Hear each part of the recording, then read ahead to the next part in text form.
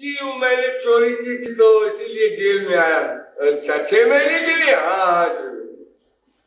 अब वही बैठे बैठे वो चिंतन कर रहा है कि ठीक है 6 महीने बाद जब मैं लिख लूंगा तो वहां चोरी करूंगा, वहां करूंगा, बड़ी बड़ी प्लानिंग कर लेता है वो 6 महीने में। उसका फायदा है, फालतू बैठा है, क्या करे। और जेल से निकल करके रास्ते में ही चोरी करता हुआ घर पहुंचता है, क्योंकि हृदय तो शुद्ध नहीं हो रहा, पाप का प्रायश्चित कर लिया 6 महीने जेल में रहकर।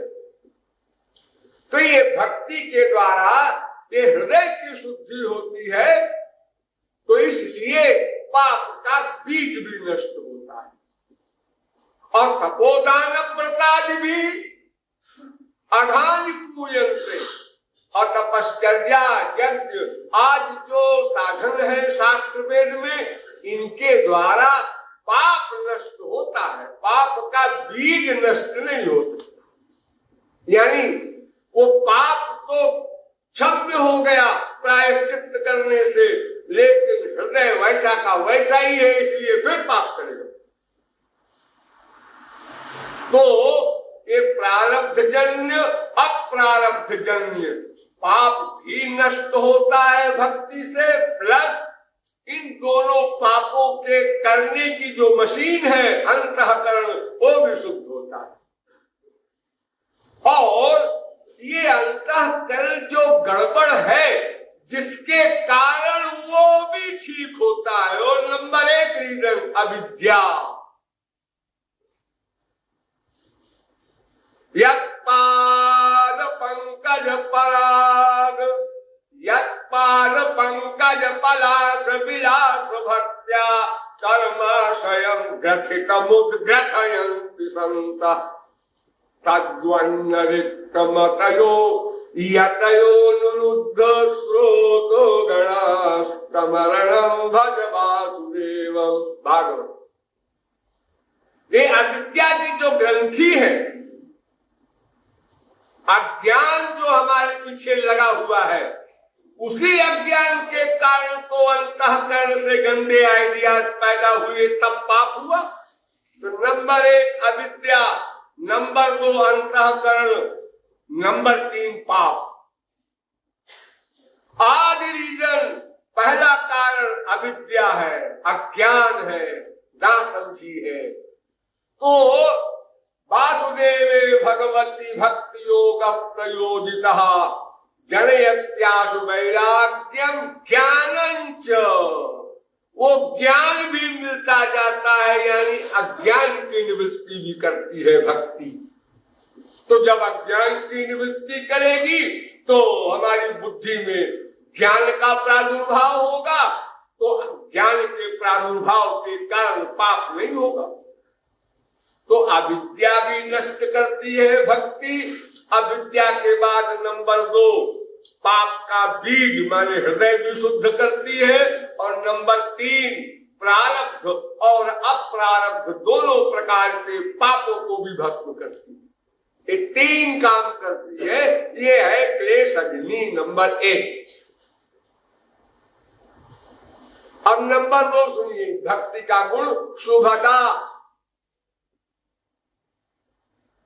शुभ देने वाली है। शुभ माने क्या होता है?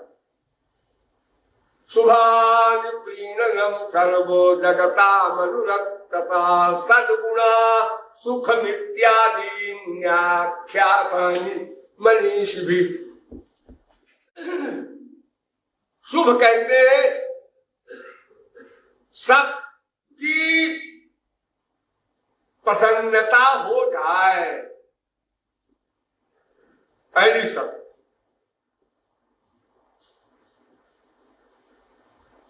नंबर 2 समस्त दैवी गुण अपने आप आ जाए। नंबर 3 सुख की प्राप्ति हो। यहां भी 3 चीज आ गई। जैसे वहां पाप का बीज और अविद्या, ऐसे यहां भी 3 आए।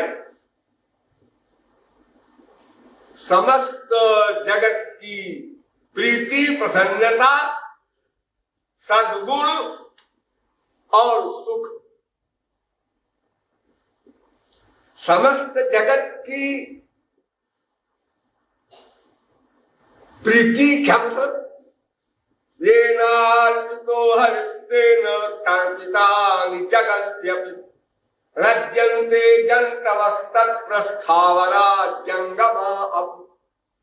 जिसने श्री कृष्ण की भक्ति कर ली उसने समस्त विश्व की भक्ति कर ली, सब तृप्त हो जाते हैं। नित्यंत च मुहुर्मुहु, स्वर्ग के देवता पितर हमारे सब सहर्ष नाचते हैं। मेरे परिवार में अमुक व्यक्ति श्री कृष्ण का भक्त हो रहा है, अभी हुआ नहीं, साधना भक्ति। स्थावरा जंगमापि, यहां तक कि वृक्ष आदि को भी हर्ष होता है। उसको अलग अलग भक्ति नहीं करनी है, देवी देवता अमुक तमुक तमाम जो आप लोग चक्कर में पड़े रहते हैं श्री कृष्ण भक्ति करते हुए भी भोलेपन से, ये सब कुछ नहीं करना। एक बार हमने कहा राधे हृदय से अनंत कोटि ब्रह्मांड की उपासना हो गई, सबकी तृप्ति हो गई। और सद्गुणा यस्यास्ति भक्तिर् भगवत्य किंचना सर्वैर्गुणैस्तत्र समासते सुरा। हराव भक्तस्य कुतो महद्गुणा मनोरथेना सविधावतो बहि। भागवत। ये जो सद्गुण है,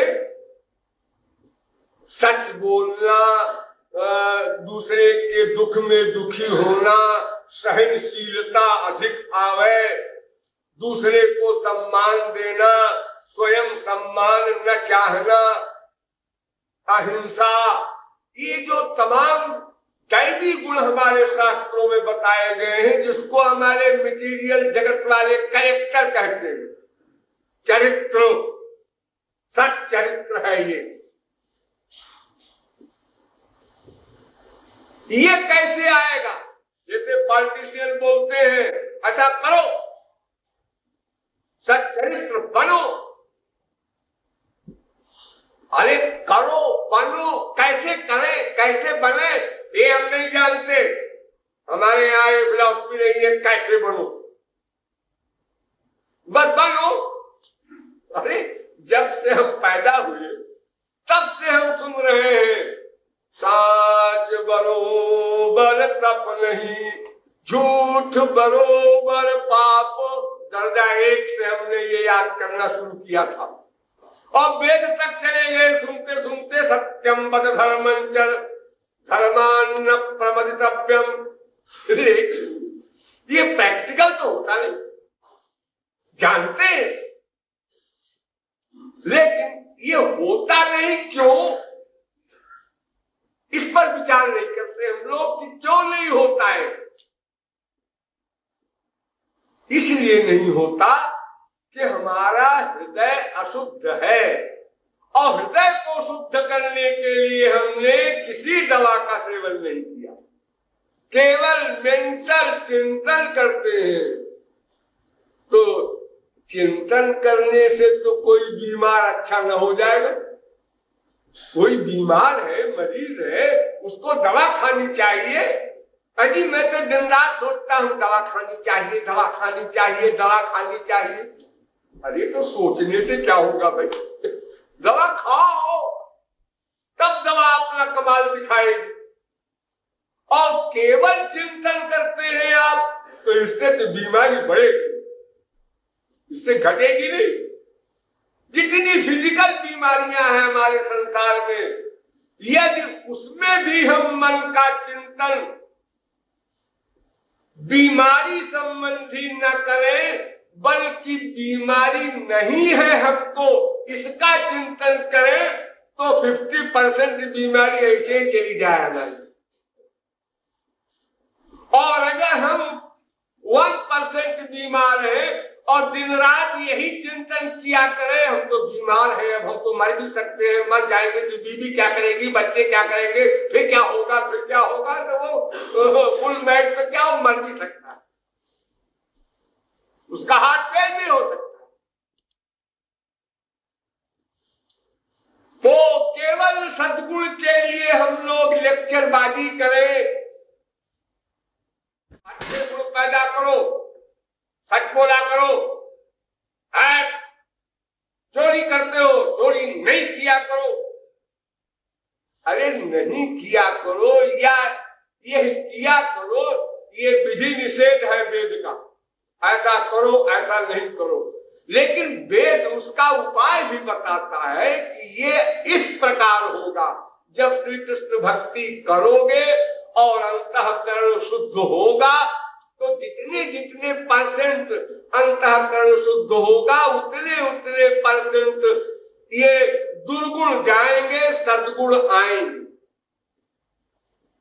ये जितने भी गुण हैं ये भगवान से इनका संबंध है, इसलिए जितनी ईश्वरीय शक्ति आपके अंतःकरण में प्लस होगी उतनी ही लिमिट में भगवान के गुण नेचुरल आएंगे। और यदि भक्ति नहीं करोगे तो अनंत कोटि कल्प तक सोचा करो, मैं ऐसा करूंगा, मैं फिर पावर बढ़ाऊंगा, एक खोपड़ा पावर कुछ काम नहीं देगी, फेल हो जाओ, एक सेकंड में फेल हो जाओ। बिना स्पिरिचुअल पावर के, बिना भगवत शक्ति के किसी भी प्रकार माइक विकारों पर विजय नहीं प्राप्त कर सकता कोई भी हो विश्व का। ऋषि मुनि योगी तपश्चर्या वाले बड़े बड़े फेल हो गए हैं, नर पामर करके तक बात। तो ये सद्गुण भी तभी आएंगे जब ईश्वर भक्ति होगी। और नंबर 3 सुखम, 3 मैंने बताया ना, जिसने श्री कृष्ण की भक्ति की समस्त विश्व को तृप्त कर दिया, नंबर 1। और नंबर 2 उसी में सद्गुणों का प्रादुर्भाव हुआ, दैवी गुणों का, दैवी संपत्ति का, सत्य अहिंसा आदि का। और तीसरा उसी को सुख मिला। सुख के बारे में बहुत झगड़ा वगड़ा है, संक्षेप में समझ लो। सुखम वैषयिकम ब्राह्मम ऐश्वरम चेति, 3 प्रकार का सुख होता है। सारे सुखों को हम 3 सेक्शन में बांट सकते हैं। एक सुख होता है विषय संबंधी, जगदानंद, रसगुल्लानंद, और एक सुख होता है ब्रह्मानंद, परमहंसों का, और एक सुख होता है प्रेमानंद। अब एक एक में